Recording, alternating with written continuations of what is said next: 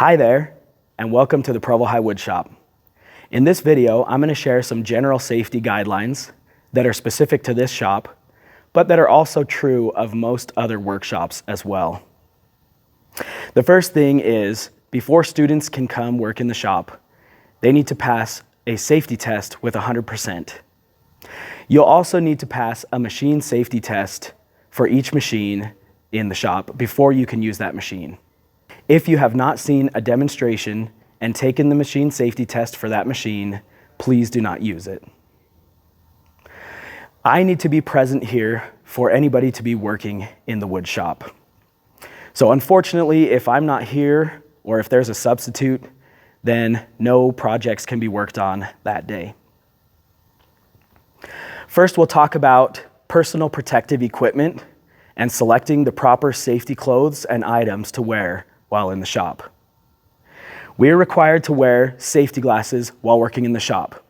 I have a classroom set of safety glasses, and I keep regular size and larger size that can fit over prescription glasses as well. If you wear prescription glasses, and if you know that they are Z87 shatterproof, then those are adequate as well. If you're not sure if your prescription glasses are shatterproof, it's better to be safe than sorry, and I recommend just using some of these larger safety glasses. If you prefer, you can purchase your own safety glasses and bring those to my shop so that you know that you're the only person using those. Before working in the shop, we want to make sure that we are wearing closed-toed shoes and that we have tied back anything loose that could get caught in the machine. If you have long hair, it needs to be tied back. If you have loose clothing, if you have loose jewelry, things like that, they should either be removed or be tied back. If you're wearing jewelry like watches, rings, bracelets, and things like that, I recommend removing those so that they don't get caught in the machines as you're working. The safest option is to make sure that your hands and your forearm are completely bare. So I'm going to remove my watch and other jewelry before I work in the shop. Occasionally, you'll be using a machine where safety glasses are not adequate, and you'll need to be wearing a face shield to protect your entire face. It can get quite loud in the shop with all the machines, so if you'd like to wear some ear protection, I do have disposable earplugs, or I do have some earmuffs to use as well. We don't want to use music headphones or earbuds because that's a distraction. You need to be able to hear if I give instruction or a warning. You also need to be able to hear the machine as you're working. So for those reasons, we don't listen to our own music during shop time. As we move around the shop, we want to make sure just to carefully walk. We don't want any running or goofing off in the shop because that can be dangerous and lead to injuries. The floor does get fairly dusty at times and it can be slick, so that's another reason that we don't run in the shop. If you do have an injury, no matter how small, please just come and let me know. I should be aware of everything that's happening in the shop. Typically, it's something that just can be fixed with a small Band-Aid, but whether it's a Band-Aid or whether I need to call for emergency help, I need to know what's going on in the shop. If there is ever an emergency in the shop with another student, then please just be calm and listen to instruction and stay back so that I can have the space to help that student. This is our tool storage area. We've got tools up here on the wall and some in the cabinet as well. Any of these hand tools can be used, but need to be used safely. When you're using a hand tool, such as a chisel, you always want to be working behind the tool. If you're holding material and the tool and working towards yourself, then that can give you a cut. If you need to secure your material, use a vise or a clamp so that you can safely work from behind your hand tool.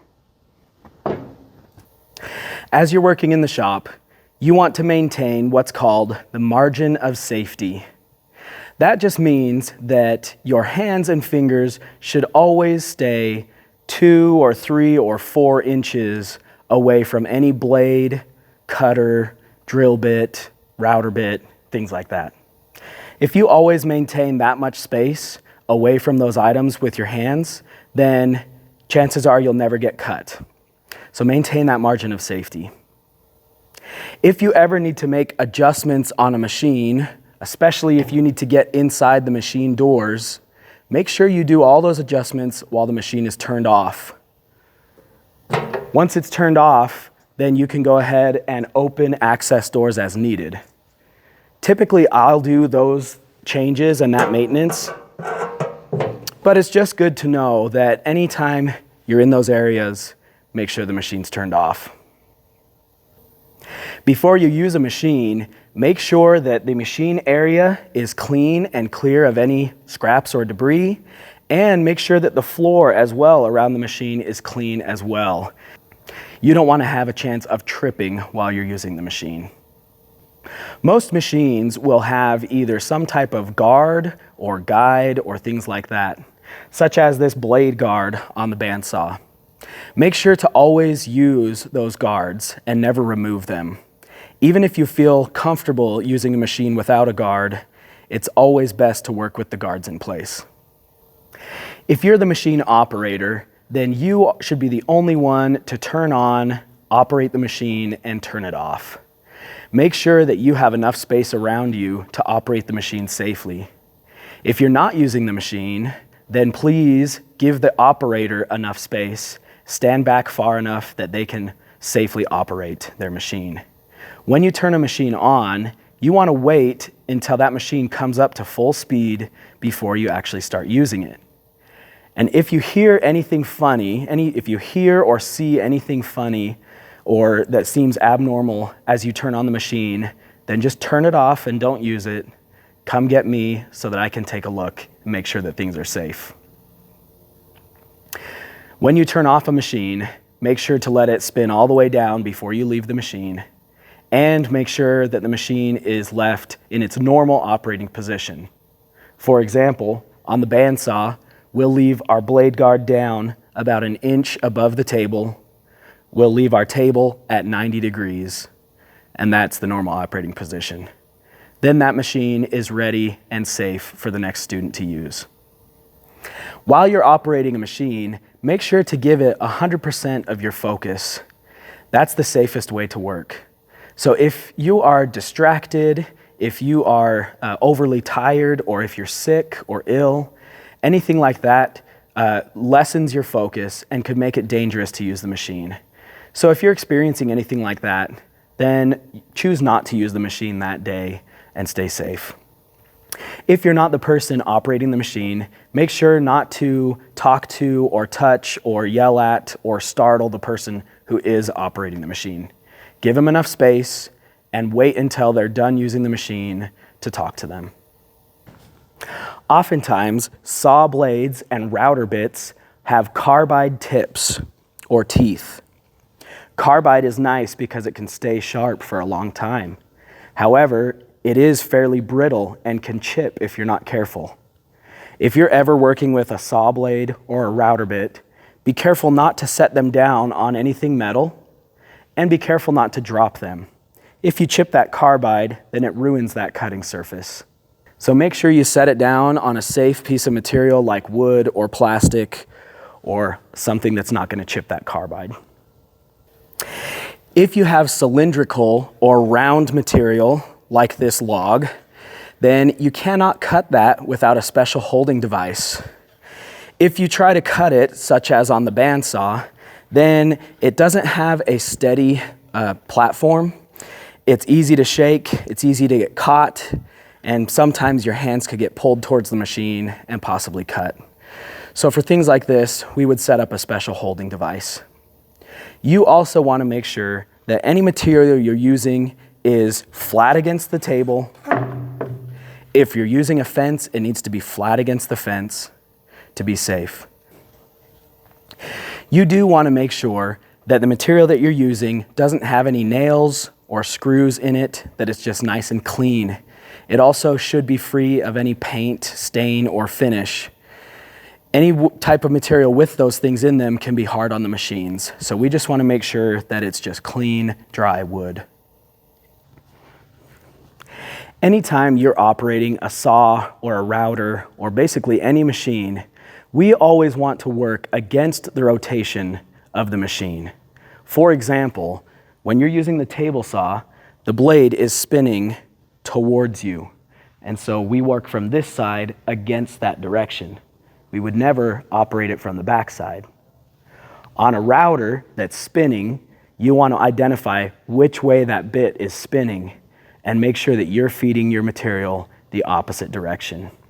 The same is true of other machines like shapers, planers, joiners, things like that.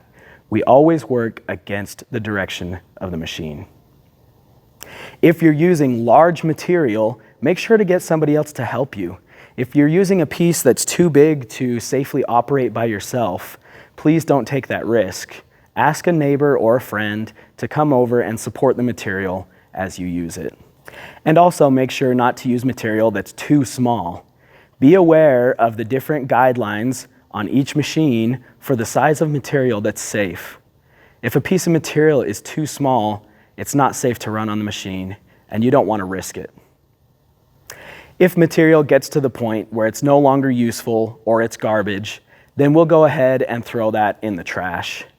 Just make sure that if it's an extra long piece of scrap material, consider cutting it on a bandsaw or a miter saw. Cut it down to sizes that can fit below the level of the trash can. If we have offcuts that are sticking out above the trash can, that can also be a hazard as well for people to get poked as they walk through the shop. There are several hundred people who come through the shop every week working on projects.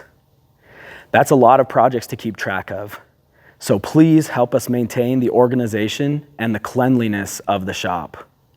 When you're cleaning up, make sure you put away all your project material, bundle it together, label it with your name, make it very obvious to tell that that's yours, and always store it in the project storage room. Please never leave project material out on the workbenches or machines.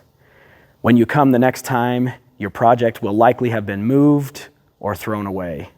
So please help us store projects correctly in the storage room.